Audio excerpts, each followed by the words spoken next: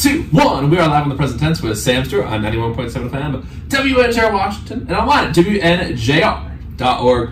Well, welcome back, everyone, inside the WNJR studio. Hope everyone had a great winter break, got to spend some time with some family over the holidays. But we are back at it for the Season 8 premiere of the Present Tense. That's right, this is the final season of the Present Tense. I know over the next 5 months there will be lots of great moments and also a few emotional goodbyes. But let's go ahead and get it started off with a bang tonight. To kick off the final season of the Present Tense, we welcome two very special guests from Dubjay Volleyball on the show. My first guest on the show tonight is the assistant coach for your Presidents. Everyone, welcome on the show tonight, Coach Anna Mathis. How you doing tonight, Coach? Good. How about yourself? I am doing good. Excited to have you here in the studio for our Season 8 premiere. But first, we got to introduce our second guest on the show tonight. My second guest on the show tonight is her second year as head coach of your Presidents. Under her leadership, WNJ increased its win total by 8 games this past season and won its first playoff home game in 6 years. Everyone, welcome on the show tonight, Coach Lindsay Llewellyn. Coach, how you doing tonight? I'm really good. Really happy to be here. Well, I'm happy to have y'all here, so let's go ahead and dive right into it. So, Coach, if we look back just 3 years ago, WNJ was a 3-win team. In the past 2 seasons, back-to-back double-digit win seasons. So, Coach Lou, what made you want to come take this job at WNJ? It was a team, where a lot of people were transferring out. There weren't many wins. What made you decide to come to Washington, PA? I would say it's one of those situations where it really was kind of right place, right time. I was finishing up my master's at West Liberty University, had done my undergrad at Bethany, which hopefully no one holds against me here. Had played in the conference, was really familiar with the PAC, was familiar with kind of WNJ volleyball when it was at its highest peak. Saw that the job was open, and to me, a 3-22 team was a really cool opportunity. It was, okay, maybe this program is not sitting where it wants to be. There's a really cool opportunity to kind of start fresh, bring in players that are going to benefit from a new program, maybe some new leadership, kind of take advantage of the fact that there was a lot to be changed. So I think it was one of those where I was wrapping up my GA. I was trying to figure out, okay, am I going into teaching? Am I going into coaching? Do I want to move back to Ohio? Do I want to stay in the area? So when this job opened up, it was one of those where I was like, okay, this kind of sounds like perfect timing, perfect place, perfect opportunity. And then it just pretty much worked out from there. Wow, that's awesome. And next I want to go to you, Coach Anna. So this is your first year, full year here, and for you, what made you want to join Coach Lou and, join the President's staff? I would say that it was a pretty perfect opportunity for me as well. I had been out of college for almost a year at that point, and I really missed being around the world of volleyball. And I myself had played on a team where I had a coach leave at the end of a season my freshman year. COVID hit. We really weren't sitting in a place we needed to be at. And my head coach at the time, shout out Patrick Rabadou, really took that team and turned it into something special. And they are now sitting at the #2 spot in their conference. And so when I looked into what Coach Lou was doing, what she'd accomplished in just 1 season with the Presidents, it seemed like it was kind of a calling for me to sit there and say, okay, I've been a part of this as a player. What can I contribute with that knowledge as a coach and help her in this journey to take the Presidents to the top of the PAC? Wow. Now, you alluded to the great strides that y'all have made as a program over the past 2 years in the Coach Lou era. So for you, and I'll ask you this question, Coach Lou, why do you feel like the Presidents, I know you would probably say that you guys, want to get that PAC championship next year and keep growing, but up to this point, where do you feel like the biggest strides have been made, and why do you feel like the team has gained win totals in the past 2 years? I would say the biggest thing is our team kind of buying into the process, buying into that, okay, we might not win the PAC overnight. That was our first conversation when I got here was, we're not going to set PAC champs as our goal. We're going to set make the PAC tournament. We're going to start with, okay, yes, we want to be at the top of the PAC. We want to be competing for that title, but that starts with us getting into a position where we're even fighting for a title. I think the biggest thing came from our our players just being good people, they then recruited more good people to come here. They're meeting with all of our recruits. They're really building kind of that team culture. And I think it's something when I got here, we had a lot of really, really good people, a lot of really good players who just hadn't quite figured out how to put it together yet. So that's something that I think if you talk to a lot of our girls right now, they like that if you're walking on campus, you're not usually going to see one volleyball player, you're going to see 4 or 5 no matter where they're going, whether that's at comms, whether that's them walking to class, doing things together. And so I think the biggest thing, yes, the wins on the court have come, but it's so much to do with their culture, their chemistry, and them really buying into that, okay, this can really be something more than I play volleyball in college because it's something to do. Now, there's a statistic that I remember I saw when you guys did win that playoff game, and it was a statistic related to the preseason poll this year. You guys were actually put in the 9th spot. You know, you way blew those expectations for many people in the pack out of the water. So for you, Coach Anna, what do you feel like the team getting ranked 9th in the preseason, what does it say about this group of women on the team? You know, I think that there's no better place to be than underrated and overlooked, because it gives you a little bit of a fire. It gives you something to fight for, and it gives you an opportunity to reach a little bit deeper and dig a little bit deeper to see exactly what you yourself as an individual athlete and what your team is capable of when you do like what Coach Lou said and you put it all together. You know, being ranked number 1 and number 2 is obviously a great privilege, and that's something that I hope that this program continues to earn with time and with an increase in competition. But honestly, some of the sweetest moments in this season and past seasons as a player and as a coach have come when nobody expected them from us. Nobody expected us to win as many matches as we did. Lord knows we played enough 5 sets, played enough extra points, and somehow found a way to dig deep and get those wins and do things that nobody expected this program to do. And that's a pretty good feeling to walk away from this season with. Wow. Now, you know, we are kind of moving, you know, past the point where we're looking back at last season and, you know, moving forward in the spring semester, obviously getting ready for this upcoming fall. And, you know, the team has made great strides, but Coach Lou, what are you looking for? And what do you feel like the keys are moving forward into next year to take that next step to maybe make the PAC championship game or win the PAC title? I would say the biggest thing with us is continuing not only to bring in good talent, but continuing to develop our players into players, whether you're the starter on the team or you're the next man up, you're making the girl in front of you better. You're competing across the net. We're competing in the gym every day. I think our girls have found this really cool fire of, okay, I'm competing against, like I'm a middle, I'm competing against another middle. I'm going to go at her as hard as I can at practice because that is my role, that is my goal here. Something that's really cool with us, we have 22 girls this spring. If you look at last spring, I rarely had enough to even play 6-on-6. This year we're going to be able to compete against each other. We're going to be able to do some lifting, do some conditioning, kind of build that team culture. We ideally won't be bringing in as big of a freshman class this year, just with what our numbers are looking like. And so I think building off of that team chemistry, continuing to add players that really build on our program, not only as athletes, but just as people who are going to come in, who are going to be good people, who are going to be good teammates, I think is going to go a long way for us. Now, I would also like to ask about a critical moment that I feel like the volleyball players have had on in this, my last year, my senior year, have told me about. And this moment was when y'all were down 12-4 in the first set of that Westminster game. Now, it seemed like for them, this was like a critical moment, not only like, you know, in this game, but also for the program as a whole. So what was the message in that moment?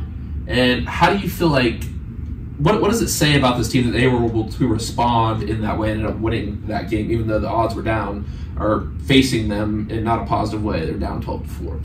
I would say the big thing with us is we're very big on, okay, what can we do in this individual moment? How do we talk a lot about if you take care of the little things, the big things take care of themselves. So we can't control the fact, to an extent, I guess we could have controlled the fact that we were down 12-4, but if you're sitting in that situation, you can't go back in time and change what the score is, but you can control what your attitude is. You can control what your effort is. You can control kind of what your mindset is going back out of that timeout, figuring out, okay, what are we going to do 1 point at a time here? And so for us, it's not like we came back and chipped off 8 points and we're right back in that game. It took that mentality of, okay, we're down, but it's early. We have time to work with it. What is the worst that could happen if we give our best here? And that's something that has gone all season. Okay, we're playing a team that on paper should beat us. What does that matter? Why can't we go in? Why can't we compete? And we have something to prove here. And I think for us, especially having that home crowd, having that good environment goes a long way for us as well. Wow. Now, you're talking about kind of the mental side of the game there. And Coach Anna, I want to, you know, talk to you. We were talking about this before the show a little bit. What do you feel like, or, I'll phrase it like this. What kind of things have you done to help your players work on the mental part of the game? Why do you feel like that's so important?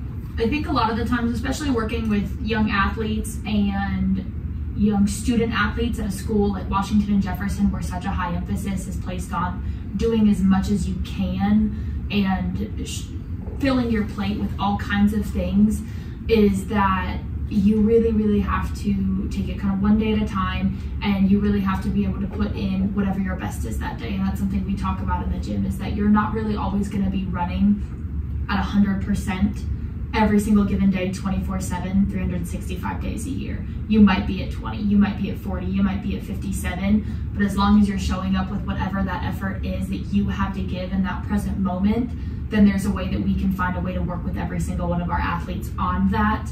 And that takes a level of trust, and that takes a level of relationship building that goes beyond just skills, drills, and statistics. And that's something that we work really hard to build inside our gym, is I know what you're capable of, even on your worst day, and I trust you to go out there and execute that because I believe in what you're capable of. And then trusting us enough to know that when we are giving feedback and making practice plans and telling these girls these things, like when we're down 12-4, whatever the case may be, that we're telling them these things because we all want the same thing. And we all want to win volleyball games, and we all want to get stronger as a program and as a group of individuals. Now, I would like to ask this question to Coach Lou first, then Coach Anna, you can respond as well. What do you feel like makes a successful college sports team? I would say that there are a lot of factors to it, but I think the underlying one, and especially for us, is it's that drive and it's that buy-in to compete. I think our girls understand that there may be outside perceptions that Division III sports are intramurals, that they are not as serious as a D1 or a D2 level. And so I think for our girls to be successful, they have that mentality that I am here for a purpose, I'm here to compete as a student athlete. This isn't something I do in my free time. This isn't something I do when I feel like it. This is something that I have committed to day in and day out. This is something that I'm walking around campus with my gear on and I'm wearing it really proudly. And so I think that is, if there's one thing for our team especially, is that it's having that purpose and knowing that they have that drive behind it. I think it would be a very different situation if they were just kind of here to have fun and do whatever. And I think college sports, you actually absolutely have to enjoy it, but there is that driving force behind it of why not accomplish something more? Why not be the team to turn it around? Why not be the team to get a number on the banner, or to at least get to a situation where the teams before us haven't?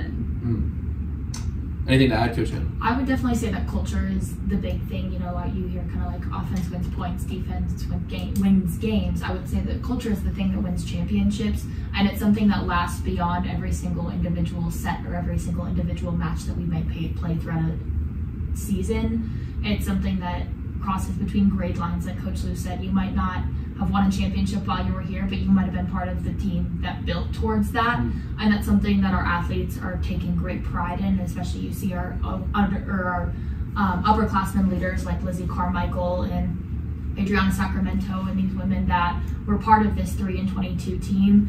They might not necessarily, I would hope they would get to see a PAC championship in their day, but if not, they can take great pride in knowing that they were part of a team that helped to build towards that. So it's a little bit of patience, it's a whole lot of purpose, and it's a whole lot of believing in something that's just a little bit bigger than you yourself as an individual. Wow. Very powerful answers. And one theme there was, talking about drive and passion. The word I heard describing this coaching duo when I asked everyone around today over and over again was intensity. It's intense being out there in practice, intense during the games. So once again, Coach Lou, I'll start with you. Where do you feel like you get your drive from? What drives you? What fuels you? I would say I'm a very competitive person. It doesn't matter if I'm playing pickleball or building a puzzle or racing up and down the hallway. Like, I have to win. It is, I guess that's what I grew up on. Definitely kind of that internal drive, but I think something that drives me, and it sounds really crazy, but at this point in my career, I actually enjoy coaching more than I think I ever enjoyed playing, and it's the opportunity to give our girls the experiences that I had. I had a phenomenal high school coach, a phenomenal college coach. Both of those two have kind of built me into the coach that I am, have made me want to go into this profession. I then worked under a phenomenal coach as a GA, all people that have given me good experiences, but then I've gotten to see, okay, student athletes that get the best out of it, what made their experience so great. And so I think being a facilitator for that is just such a cool opportunity to have. Wow. And Coach Anna, what drives you? I would say that passion is a pretty big word of mine. I care a lot, not only about these individuals and these young women as people.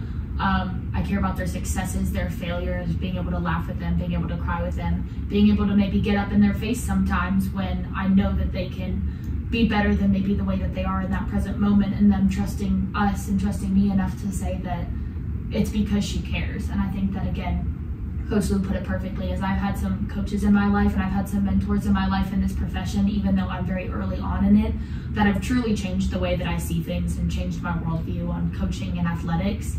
And I care so much because I want to pay it forward. If even just one athlete that I've come across in my entire time from now until whenever I walk away from the profession feels like their life or their experience in athletics and volleyball or whatever it is different and more positive because of their interactions with me as a coach, that I've done my job right.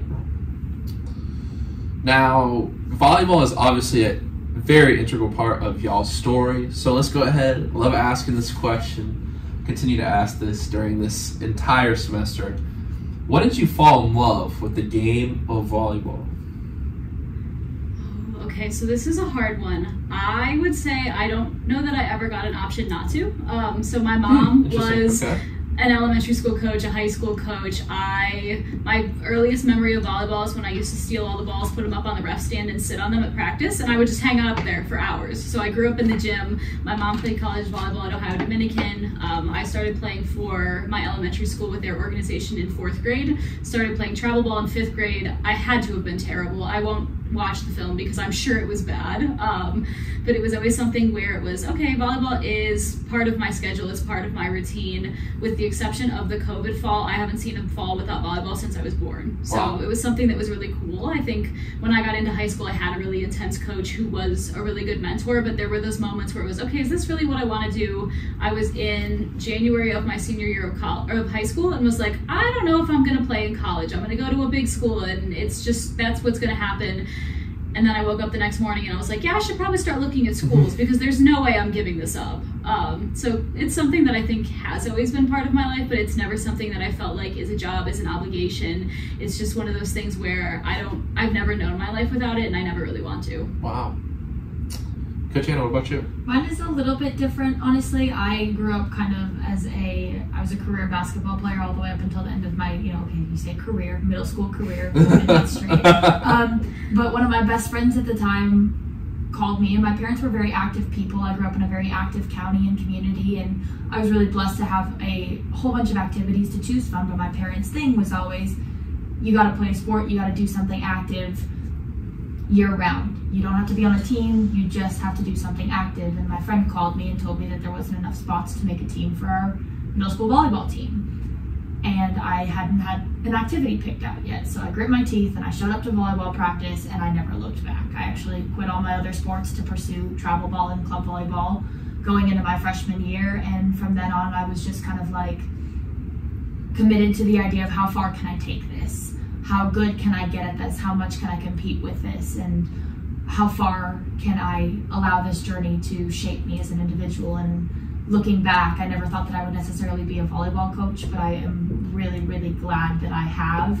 And even being in a job postgraduate from my undergrad, where I wasn't around volleyball for several months long, getting back into it was probably one of the best choices that I've ever made, because it, like Coach Lou said, showed me that it's never really something that I want to see my life without. Now, you said the changes that, volleyball has made to you as a person. So what are those changes? I definitely think that it's given me a channel and an avenue for my competitiveness. Instead of fighting with my family or my loved ones over board games, I get to come into the gym and I get to find ways to help these girls foster their own competitive energy, and I get to compete with my yesterday self on a daily basis.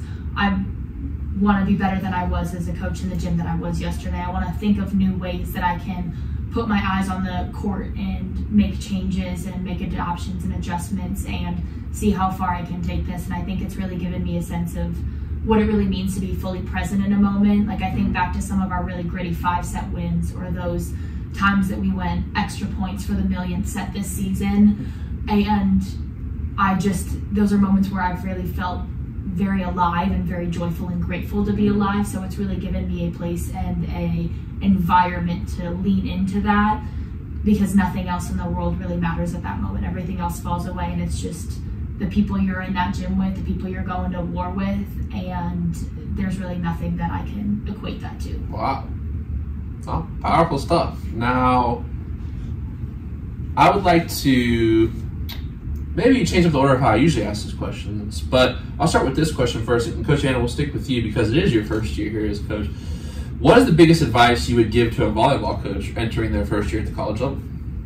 I would say be patient, because everything works out the way it's supposed to, and I would say that that's true of any profession. You're going to apply to a lot of things, you're going to get rejected from a lot of things, you're going to be dead set on a path that's going to change at the last second, but you will always end up exactly where you're meant to be, and there will be lessons along with that. There will be losses that'll sting and that'll hurt and that'll rub you the wrong way, and there will also be wins that will light a fire under you and that will keep that fire burning. And so my advice would generally just be really patient, trust that process, trust that everything works out exactly how it should, and to remember your why, who you're doing it for. And a lot of times it's that younger version of yourself, or that version of yourself that had a dream and then just took that step forward to start that process. So remember what you're doing it for, remember why, and then everything will work out in favor of that. So a lot of people give that answer of the younger version of themselves. So what is the younger version of yourself think about what you're doing now? I can imagine that she's probably pretty happy that she's not doing something a little less stimulating, you know, as a proud ADHD athlete, as I'm sure a lot of athletes these days are. I've always kind of found myself really struggling to sit still or be in an environment where it's the same thing every day. And I think that she would be pretty happy that she's doing something that she loved, that she found a passion and stuck with it. And even though it's changed, I've had my fair share of injuries, I've had my fair share of maybe things not working out exactly like I envisioned them in my head, but it's always kind of led me toward a new adventure, and oftentimes that adventure is better than anything that I could have imagined in my head. And that's all kind of part of the great journey of life, and it's definitely changed the way that I've seen a lot of things, and that's something that I wish I could tell her back then. And Coach Lou, for you, what is the advice that you would give to a volleyball coach entering their first year? I would say the biggest thing, and one of the things that I learned, is you have to be true to what you want your program to be. You have to be true to what you know, but you have to be open to new ideas. I think one of the hardest things as a new coach is I'll sit there and I would go through seminars and I would go to convention and I would do these things, and I would walk out of there with 97 million things I wanted to implement. And by the time I would have implemented 4 of them, our season would have been over again. So I think that's something you have to kind of trust your gut. You have to go with something until you have an obvious sign that it's not working. And if you are to make changes, you have to communicate that not only to your staff, but to your players as well. If I come in one day, perfect example, we used to have a rule that the net had to be up 10 minutes early for practice, and it's somewhere in my head it made sense at some point, and then I realized that there was really no benefit to it. As long as it was up by the time practice started, we were good. But that's something I had to talk to the girls about, of okay, hey, we're changing this, but this is our why. And I think that's something really within our program, this generation especially, and I think I'm technically part of this generation, I would say, is there's a lot of questions and they want a lot of answers, and that's not a bad thing. They're very inquisitive, they're very curious. Okay, we like that we're doing it this way, but why are we doing this? And I think if, for me as a coach, if I can't explain why I'm doing something, then why am I doing that something? So I think having kind of that truth of, okay, I'm doing something a certain way, if it's working, let's stick with it, but having kind of that adaptability too of, I might not always be right, there's always something I'm gonna be able to learn, whether it's from the players, whether it's from older coaches, whether it's from different programming, but kind of finding that good middle ground. Now, sticking with you, Coach Lou, let's flip it to the other side of the coin. What is the biggest advice you give to first-year players going through your program? Freshmen. I love my freshmen more than anything. The biggest thing I tell them is be open to things and be open to failure. I actually did a seminar with a lot of the parents of incoming freshmen this summer, and that's something I said to them too, is be willing to let your child fail sometimes and be willing to let them figure it out. I think that's one of the biggest transitions, especially from high school to college. If your parents are calling me about playing time, I'm not answering. I really don't have that problem here, luckily, but that's something that we tell them really often. You have to find a way to be independent. You have to find a way to kind of make your own path and figure figure out who you are, and sometimes you're going to screw that up. I think of myself as a college freshman, and it's a wonder anyone talked to me. So I think I understand being in their shoes, being kind of unsure of life, taking that big jump from I'm at home and I'm doing what I've always done to I have new friends, I'm in a new environment, everything here is different. And so my best advice for them is always be yourself, be it well, and you'll find the people that are going to kind of come along with that. You said be yourself and be it well. I like that. I have to write that down. I like that. Not my favorite quote, but it is one of them. Okay. It's definitely up there. You said you got like 100, so there. No, that's true. Yeah. And Coach Anna, what about you? What is the biggest advice you give to freshman athletes who enter the program? I would say to stay grateful for it. As a freshman, I talked a little bit about my injuries. I unfortunately sustained a season-ending ACL injury my freshman year, which really changed the trajectory of my whole volleyball career. I was one of the unfortunate players who dealt with COVID during a majority of the back half of my college career. But I can honestly say, looking back, that I wouldn't have changed how things played out, and I'm really grateful for the way that things played out. So as a freshman, you have a lot of expectations on yourself, you have a lot of pressure, and you have to be uncomfortable to get comfortable. You have to be uncomfortable as you grow, as you learn, as you try new things and adapt to a new environment. But there's so much joy to be found in that journey, and so much joy to be found in that process. And that I think a lot of people that I know look back and say that they wish they kind of enjoyed it a little bit more and been maybe a little bit more grateful for the opportunities that they'd had. And so I would just say that in that moment, if you're feeling joyful, if you're feeling grateful, or if you're feeling like you want to just take a second to take it all in and celebrate the fact that this is your life and you're here playing a college sport, which is something only 3% of high school athletes go on to do, then that's a moment for you to soak up every second of. And you should do it as often as you can. Wow. Now, transitioning from the start of an athlete's career to the time they leave, what kind of characteristics, and whoever can take this question first, do you want a woman who graduates from your program, what characteristics do you want them to have when they leave the school? I would say that I want them to feel like they're a better person for having gone through our program. You know, at the end of the day, everybody's stat sheet is going to look a little bit different. At the end of the day, everybody's trophy case is going to look a little bit different. But if you can look back on your career and honestly be able to say that you've grown as a human being, or that you've connected with people as a human being in ways that you didn't anticipate, or made friendships that you didn't anticipate, or overcome challenges that you had no idea that you had the capacity to overcome, then you've by all means grown, and you've by all means become a better person. And that's my hope for every single athlete that I've ever coached in and outside of this program, is that they can genuinely say that they're better for having been a part of this program. Wow.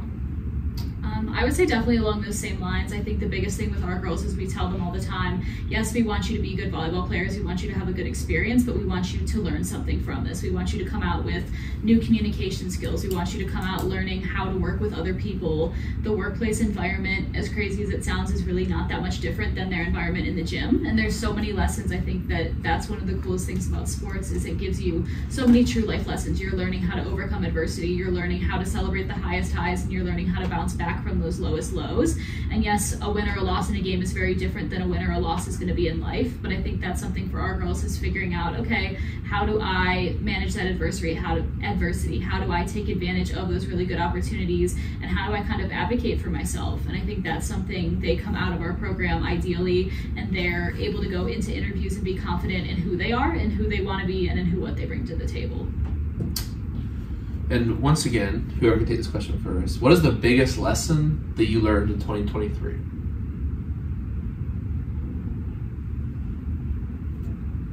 Hang on, I'm thinking. Okay, I would say that kind of along the lines of something we've touched on a couple times, is that everything happens for a reason. You might not see it when you're in the thick of the mud. You might not see it when you're getting that rejection from your dream job, or dealing with an injury or a loss or any kind of significant life change of any kind that we so often view as negative. But I can honestly say that again, you see this kind of people poking fun at this all the time, is that if January me knew what December me knew, they would have like an aneurysm. And I think for me, I'm kind of the belief of, okay, what better way to live life than to be in a completely different place at the end of a year than where you started, because it shows growth, it shows resilience, it shows power, and the ability to step into a new version of yourself that you maybe had no idea existed. So I think for me, it's the ability to be resilient through change, and the idea that to surrender the outcome or surrender the expectation of where you thought you might have been 12 months ago or 6 months ago, or even at the beginning of this week or the beginning of this day. I would say the biggest thing in 2023 for me was learning that the most important thing I could do for myself is put myself in a good environment and with good people. And I think that's something I'm really lucky here.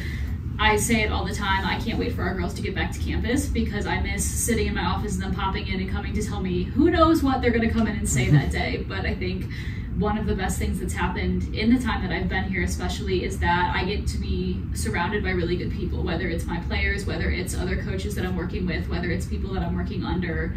And so I think having that positive environment, whether it's in my work life or my personal life, but knowing that it really is all about what environment you put yourself in and how you kind of adapt to the people around you. So I think that's something that has been a really positive lesson in 2023, is that putting myself in good situations, there's been a lot of really good outcomes. Wow.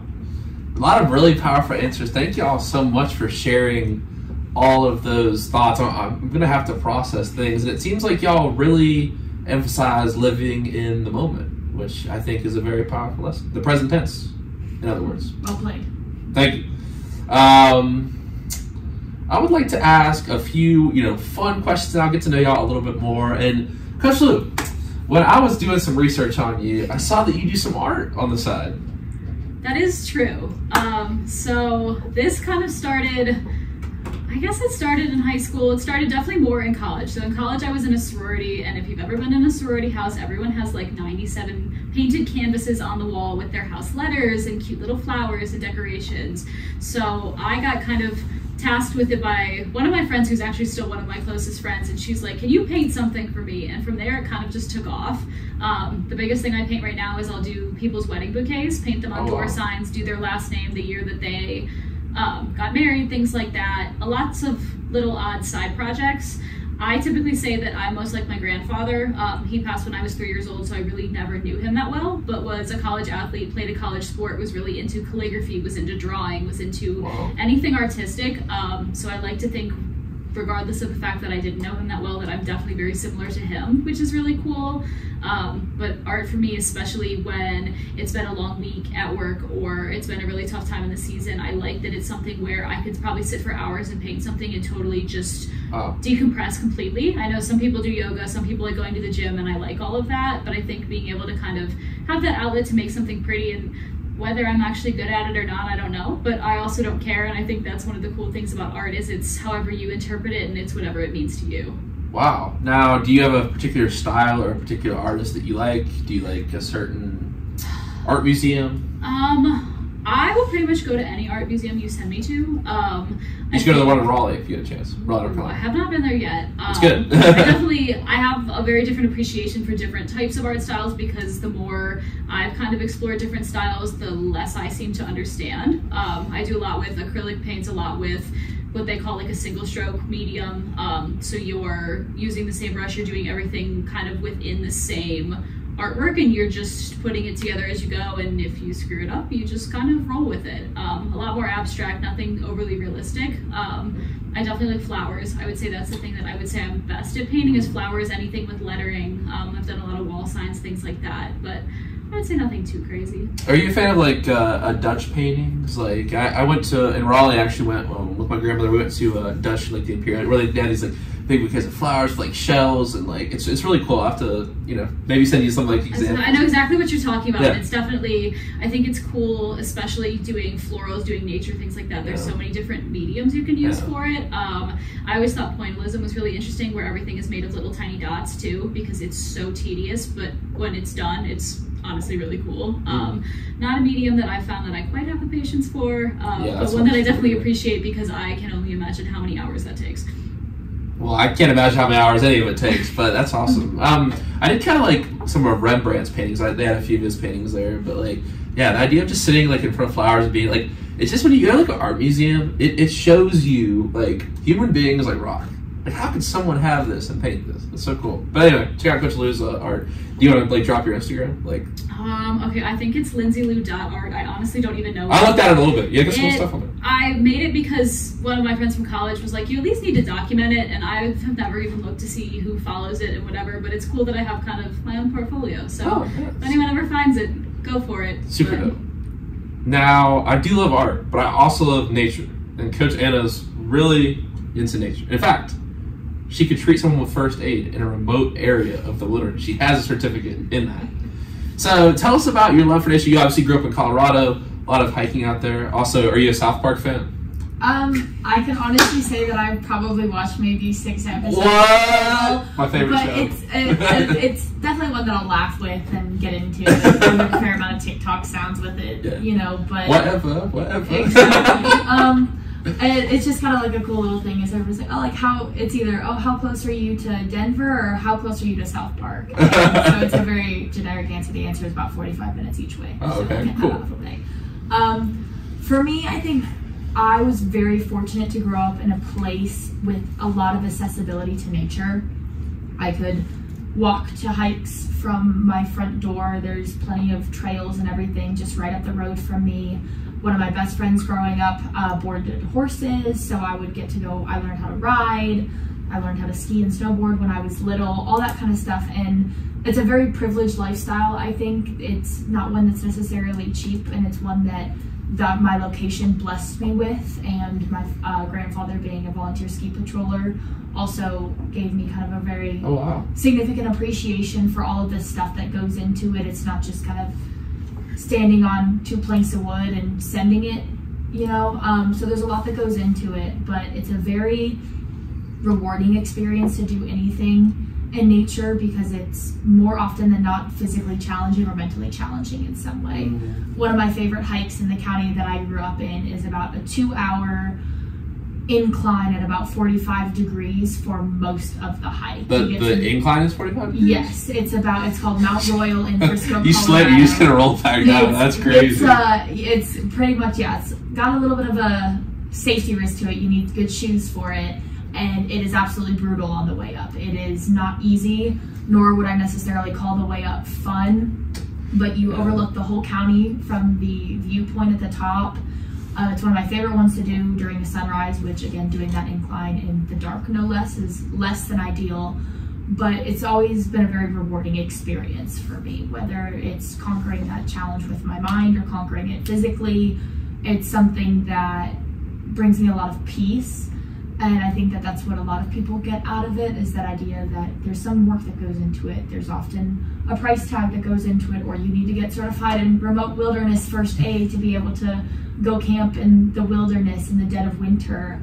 But once you've conquered all of these challenges, and once you've gone through all of these endurance tests and resilience tests, there's a lot of reward that comes out of it. And the thing that I appreciate the most about nature is that there's so many different facets of it, and it can look totally different no matter where you're at on the planet, but all of it kind of has its own uniqueness and its own beauty to it. And that's a very, very powerful thing to me. Couple things. If you ever, you know who Ken Burns is? He's a documentary maker. Yes, yeah. So he did a series, National Parks, which is really, it talks about the origin of like the national parks and stuff. Very interesting. Just kind of like talk about it. In the early episodes, talk about John Muir and his discovery of the national park, or not the national parks, only a lot of the parks that would end up being national parks. But you also use a term upstairs when you're talking about access to nature. And that's a thing that it's like, you know, nature is great, but the access to nature holds a lot of people back, and it's kind of a financial term. So what do you mean by that? And what do you feel like are some solutions that maybe more people can, you know, or get outside and discover the things that you're talking about? So this is a very complex question. It's a very good question. I would say that access is very much financial, it's geographical, it's time consuming. Let's say you live in a city suburb in like Kansas City, Missouri, say. I don't know a lot of people, with all due respect to Kansas City, that go there for the nature. We go to see Travis Kelce. Or Taylor Swift, depending on your proclivities, whatever. The point is there, though, that you might be working full-time in a suburb that doesn't have easy access to maybe beautiful mountain ranges or beaches or even like the deserts that you see in Sedona or Zion or Arches or any of these really cool, renowned places. So how do you make that work? How do you have access to the healing properties and the mental and physical benefits of nature when you're in suburbia working maybe 40 hours a week, maybe more? You don't have a lot of vacation time. Maybe you have a family that demands a lot of time and energy.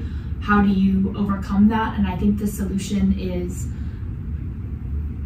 as a system, finding more ways to incorporate green space into our urban areas. I think that's something that in cities where there is a lot of green space, we were recently in Tampa for the ABCA convention, and even just being on the bridges that go over the water was an incredibly peaceful experience. I was just in and around the Louisville area, and there's plenty of parks in and around that, like Beckley Creek State Park is a gorgeous one, and in and around the Denver and Colorado areas, there's a lot of access to nature that is still kind of in those suburban areas. So even though you might not necessarily be able to be a walkable distance from a ski resort or from some of these more breathtaking areas like the national parks that you mentioned earlier, if there are still ways for you to get outside or take a walk or plant some trees in your backyard or even a flower pot on your balcony if you live in a third floor walk up, just having that little bit of green around you and having that mentality and that soothing bit, that little, your own little bit of nature, that can help. Wow. Now, are you familiar? There's a guy named Frederick Olmsted, and he actually designed the lawns around the White House. He designed Central Park. He designed the Chicago World's Fair. It's almost like this American idea of having like green spaces and incorporating nature, like to about art that's captured in art a lot. But I feel like, yeah, I think, you know, even one thing I like about here at WJ, obviously we have some like green spaces on campus, like over by the Tech Center, obviously at Beacon Lawn. But yeah, I think that's really like, and I think maybe we're getting a little bit too ahead of people. And just one more question about this, but who maybe don't kind of know what we're talking about when you say like the healing properties and the mental, you know, benefits that nature can give you. So what do you kind of mean by that? What do you mean by those things? I think it kind of coincides with a lot of what we've been talking about earlier with being able to exist fully in the present moment, whether you have that experience where everything else just melts away. And we talked about that in the context of volleyball being in the gym, but I think that also applies to those moments maybe when you're out camping, if you've been camping, or you're doing something where you're surrounded by nature, at the very least with some access to nature, and you just take a minute to notice it. For me, a lot of the times that comes in the form of being a very clear night where there's not a lot of light pollution. I was just about to say that, yeah. When you can't see the sky, the night sky very well because of all the city lights and the urban lights. But when you're lacking in that and you have a moment to look up in the sky and you see all kinds of stars or a beautiful moon or even a nice sunset every now and again, are those little opportunities and those little moments where the natural world kind of supersedes the human world that we've created around it, and it gives us an opportunity to exist fully in the present moment where we're not stressed about work, we're not thinking about the to-do list that's waiting on our phone or the laundry that we have to fold or whatever the case may be. It's just, wow, those clouds look beautiful. Yeah. So do those stars. Wow, the trees are changing, and for me, fall's one of my favorite seasons. So it's just noticing the evolution of things that we had nothing to do with, that we didn't build or create, gives us a moment to exist as a part of something that's so much bigger than ourselves or even humanity as a whole. I'm gonna recommend a podcast for you. Joe Rogan, he did this podcast with this guy, Paul Rosalie. I don't know if you're familiar with him. He works in the Amazon, moved down there when he was 18, just joined a research facility, and he talks about like the power of people who live and have always lived in the Amazon, just really like remote area of the world. Like, you know, he talks about he's been to Hawaii and Africa, and you can see these like vast, you know, not only spaces, but these amazing creatures. And there's about in Hawaii, there's an observatory, there's no light pollution. I feel like, you know, I live near the ocean, so like getting able to see that. But for people who don't live near the ocean, I feel like light pollution is one of like the great tragedies of our time, because like you look up and it's like there's this amazing blanket of stars, but you know, light pollution has kind of ruined that for a lot of people. You know, most people, even here, you look up, you can see a few, but not like, you know, pictures from back in the day where there wasn't light pollution. Right. But yeah, you should check that out. He's very adamant that there's a lot of cures, a lot of things that we're missing today in our society. People are doing with anxiety, depression, because we're living in kind of like these concrete jungles and we've kind of lost touch with like nature. So it's really cool. Simplicity in it for sure. Yeah, I think the simplicity is what makes it beautiful. Now, we were talking about some painting a little bit earlier, but I like to talk about a different kind of art. I love when we have coaches on because I like to ask the same questions that I ask players coming to the show to get to know y'all a little bit. Maybe some stuff your players don't know. So, what's your favorite musical artist and why? See, I think that's another tough one. I'm here to ask the tough questions. I don't necessarily that I would say Taylor Swift in the form of like I am an overall Swiftie.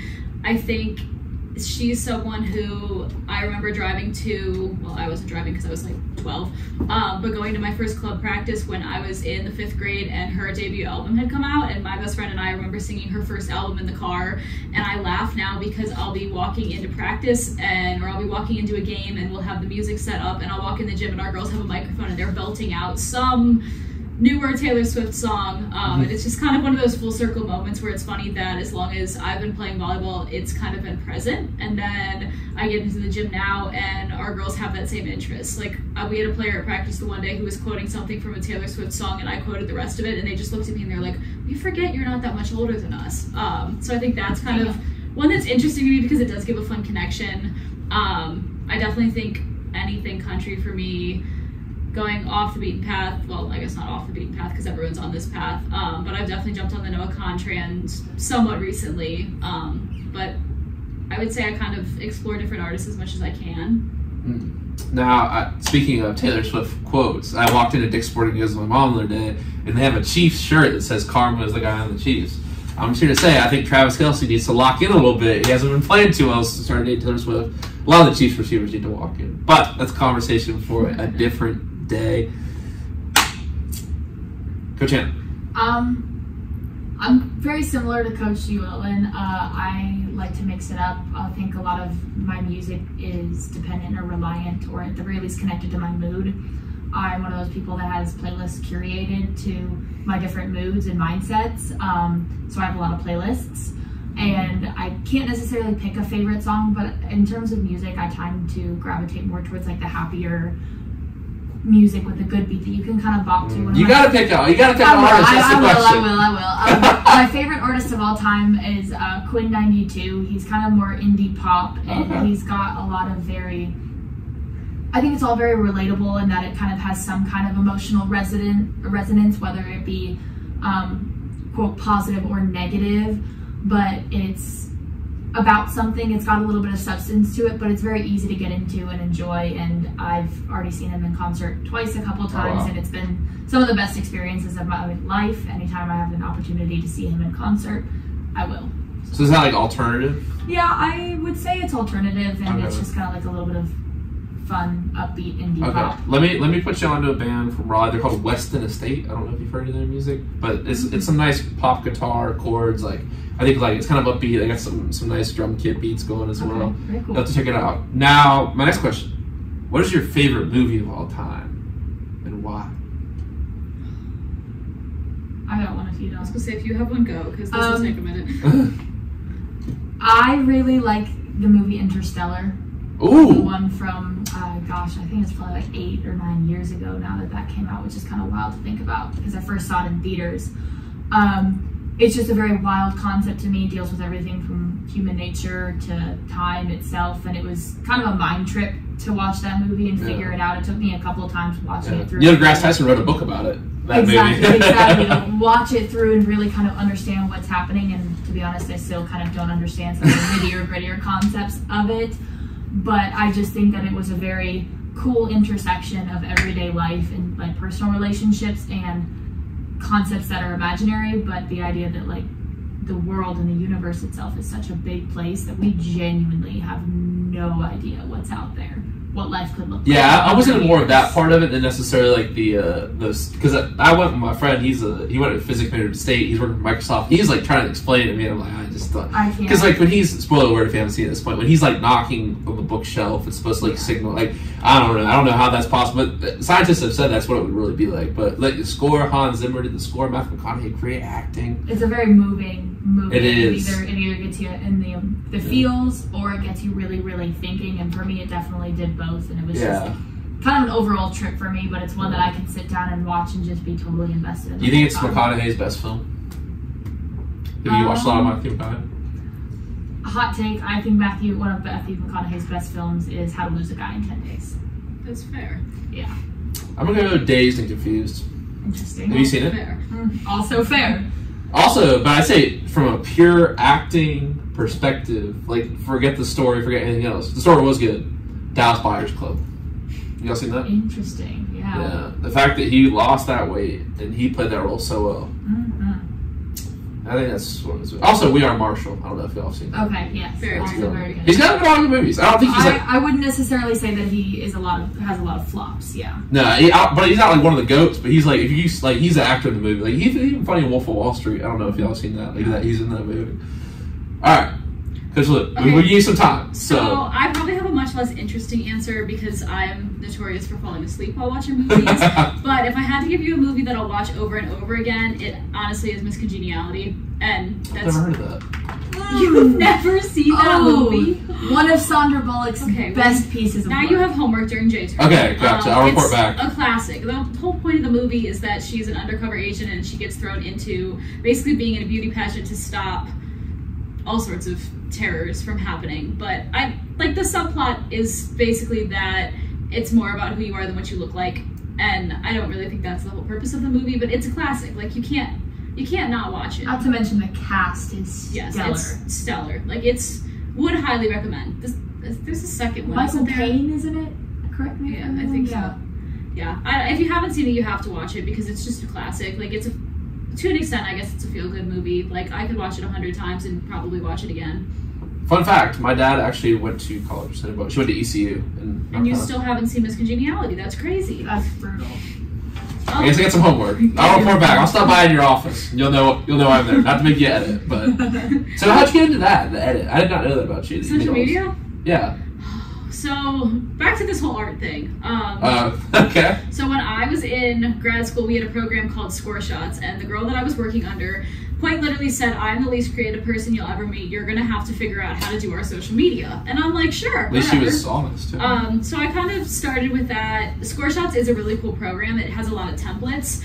One thing about me is I am entirely too picky, so if I don't like part of the template, I just get rid of it and kind of recreate it to whatever it makes sense of in my head.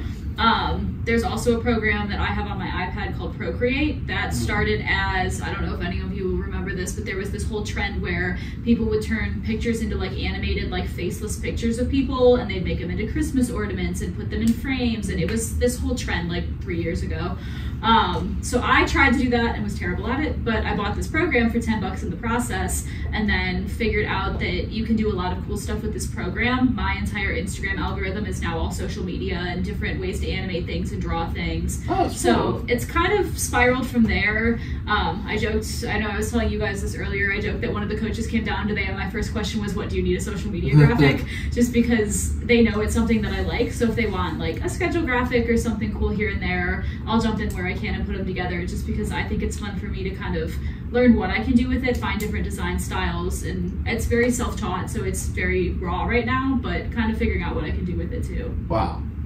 Thank y'all for sharing so much, so many great stories. We're going to talk a little bit more after the break, do the quote of the day segment, all of that. But of course, y'all listen to the show for it. When we go to break, y'all know what time it is. It's time for trivia here on the Present Tense. And tonight, we've got two for y'all. Let's see if you can be winners tonight. So, of course, how this works is I'll read you the questions, and then after the break, well, during the break, you can discuss. After the break, we'll answer the questions live on air. So, the first question, I was told this was the easier one of the two tonight. What non-football sport has won the most PAC championships at WNJ?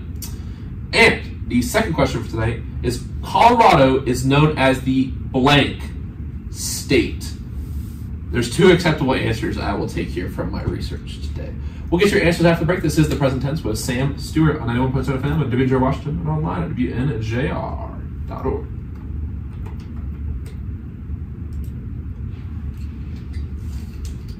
You better go to the Colorado one. Women's lacrosse?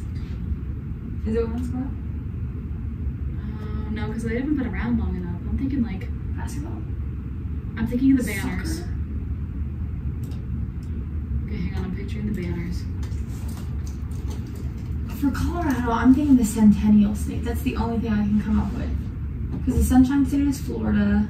What's the logo that they use for everything in Colorado? It's got the big It's the C. C, Like, that's is there, the like, flag. But like, is there a word for like? I feel like there's a term for that. Isn't Colorado like high altitude? Is it like Most the high, of it. like the? Then there's the Mile High City, which is Denver. Okay, I was like, Mile High's a city. It's not a state. Yeah, and then there's Mile High Stadium. That's where the Broncos play. See, I The don't. only thing I'm thinking of is the Centennial State. That's the one that. Well, it's got a C, so you might be right. That's what I'm thinking.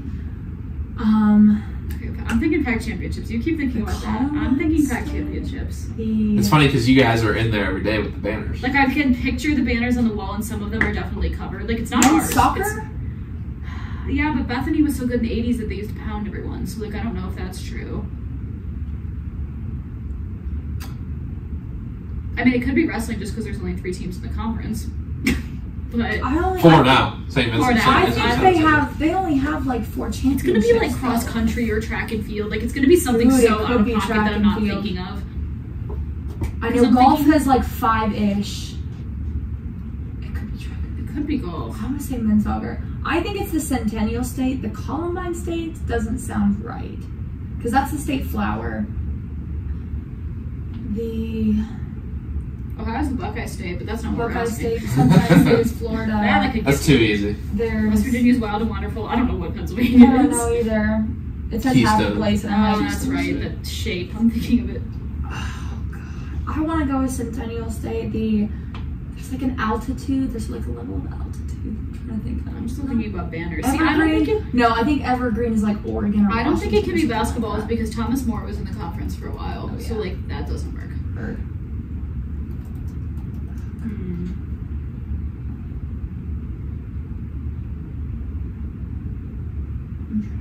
I feel like football would have been too easy, like because football they've been around forever and they will. Yeah, like well, that's the thing. Like basketball, I guess is the next like longest tenured, so that would make sense. But Thomas More existed. My vote is men's soccer, but I don't know. I feel like my vote's for Allison just because I like Allison, but I know that's not the answer. You know, that's not. Men's lacrosse has never She won has more a than 5P. 8 games, so it's not them or something. She's 10 a games. 5P. Yeah. In the time that I've been here, it's Allison, but that's not what we're looking for. So we're going with the Centennial State for Colorado, right? That's the only thing Do that I I look can like I think know of. anything about Colorado? That's the only thing I can think of. I know where it is, and I know that it's square. It's the easiest. Yeah, it's so easy because there's. I feel like one of the sports has 2 banners. It's got to be track and field or cross country. Or Wait, I'm stupid. It's baseball. is it really? How could it not be? Ooh. Do you guys ever not win the title? Like ever? In my 3 years we won it, but I'm gonna have to go with my main man, Jeff Mountain. Okay. I know they were 1-33 his first season, but he turned that sucker around real quick. And just like consistent success. I would go with that, and then I feel like it's a fair will guess. say I don't Centennial look bad if State I'm for wrong. Colorado. I could guess us. But I'm gonna be mortified if I'm wrong, but I know that there's 6 on our banner. if there's 2 acceptable answers, I feel like at least I've got like a 70% confidence that I have at least one of them right. Because the Golden State is. Yeah, California. Golden State Warriors. Golden State right now. Warriors, yeah. Don't even bring that so up. that's I'm a definitely fan. not a thing. I was a Cavs fan, so you know, there's some numbers I could bring up. I won't. yeah. I won't do that. I won't get on that whole soapbox. I grew up as a Browns fan. I gotta have some saving grace here, don't I? How are the Browns one of the best teams in the country right Because now? Joe Flacco. Joe Flacco. I love Joe Flacco. I thought he was like 70 and in the Hall of Fame, and he's not. He's my starting quarterback. He just got off his couch somewhere and was like, I'll do it. The Browns have also now started 5 quarterbacks this year, but I think they really just did that to prove a point. Well, they sat Joe Flight last week because they were already Yeah, but like the fact that they didn't use any of the other ones and picked up another new one, like what do you? Yeah, it was crazy. It'd be crazy when Deshaun Watson gets back too. Ew. I could keep Joe. I would Flacco. just I love want it if Baker you Mayfield back. No, I'm you a don't Bucks get fan. Baker. I like the Bucks. You're a Bucks fan? Yeah. Dude. Hell yes. Give me Baker Mayfield back. No. I didn't like him at first, but I feel like he's found a home in No, Tampa. no. He's We're just keeping- such a fun, like, human that I want him to thrive no matter where he is, but, like, I wish he was still with us just because I really liked They him. gave You're up gonna on him too soon. You are going to have I to know. fight me for Baker Mayfield. He'll I never heart come back. him. I don't blame him. Okay, Tampa Bay, Cleveland. He was in Carolina for a season too, but yeah, in Tampa. I just like that we clinched the NFC South against Carolina after Carolina waved him. It was like, Oh. heh. Beat. We are back on the present tense with Samster on 91.7 FM at WNJR Washington and online at WNJR.org. Today we are talking with Coach Lou and Coach Anna from the WNJ volleyball team. The first trivia question that I asked these coaches tonight is, what non-football sport has won the most PAC championships at WNJ? Answer is... I'm still mad that I'm not sure about this. I'm going with baseball. Now, you said something. You said there was one team besides football with two banners. That team is men's golf. Well, see, Shout out to Coach Clark. remember when I said I was Coach supposed to Clutch is trust my going to come gut? kill you. My advice about trusting my gut, I really should have taken it. See, first year coaches, listen to me the first time. Did you, because I noticed that there was two in there. I was like, okay, she might And know that there's there's the two. second banner. I can see it. It's in the corner. Yep. If I'm walking out of my office, it's in the right-hand corner. I know where it is. But I thought it's If you baseball, told me so- that that's where it was, then I would have told you that one's men's golf. Sorry to my pal Matt Cluck. Love you dearly. We'll bring you Go. brownies. Love that guy. Now, second question tonight is, Colorado is known as the what state? And I'm accepting two possible answers.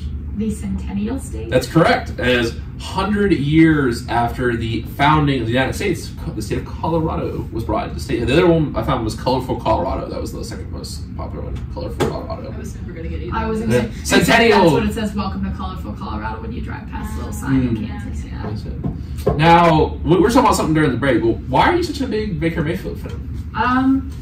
Well, Are you a Bucks fan? Yes, I am a Bucks fan. No. So I'm a lifelong Broncos fan. I got into football with my dad Cool, when that's- I was that's growing tough up in right now. Colorado. Yeah, I don't want to talk about it. But my boyfriend is actually from the Tampa Bay St. Pete area, and he is a diehard, like the most committed fan to anything, any fan base or any team I've ever seen anybody ever be. So when we got together, it was kind of like, you're either in this with me or you don't get to talk to me on Sundays. So I was like, all right, like it's definitely more fun to be in this with you. This is a team effort, and like his passion for it is very, very contagious. Very exciting. We went to the Bucks Colts game over Thanksgiving break, wow. and so it's been very That was a tough one. fun. It was a tough one. I got to come when they played the Steelers with Tom Brady's last Yeah, year. That was really cool. exactly, Did you yeah. guys go to that? We did not go to that one, but he's always talks about the Tom Brady era in Tampa, and just being around him and getting to know like just how excited he gets about it and into it. It's hard not to get excited with him. He's kind of got one of those personalities, and just seeing what Baker Mayfield, like Lindsay's talking about Baker Mayfield from They gave being up to the Browns too and- soon on them. Yeah. Exactly, but just he's a good guy. He's got the respect of the locker room. He's hype. He's somebody that I look at as a coach and as a former athlete and be like, that guy is legit. He's got hype. He gets fired up and he fires up the people around him to be better, and that's somebody that I enjoy not only watching play, but I can say that he's definitely got a positive impact, and I'm proud to be a Bucks fan with Baker Mayfield. Definitely not the most talented guy, but I do like the way. I mean, he's out there on a bruised rib trying to clinch the division. Oh yeah, bruised rib, Yeah. bum ankle, all that kind of stuff. He's relentless, and I respect the heck out of that. Now we might have to go talk some trash to Coach Sirianni this week. I'm avoiding him. I'm scared that he's going to listen to this and be like, all right, time to take a hit out.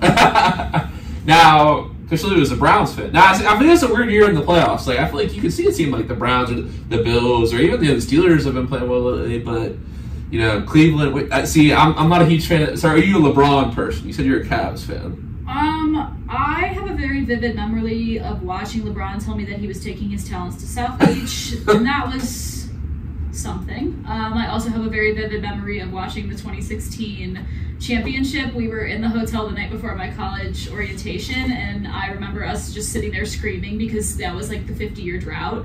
I mean, when you grow up in Cleveland, like, I love our sports teams, but the Browns have made the playoffs 3 times since I've been alive. So, like, when one of your teams is good for once, you gotta kind of just bank on it. I was more Team Kyrie, I guess, back in the day.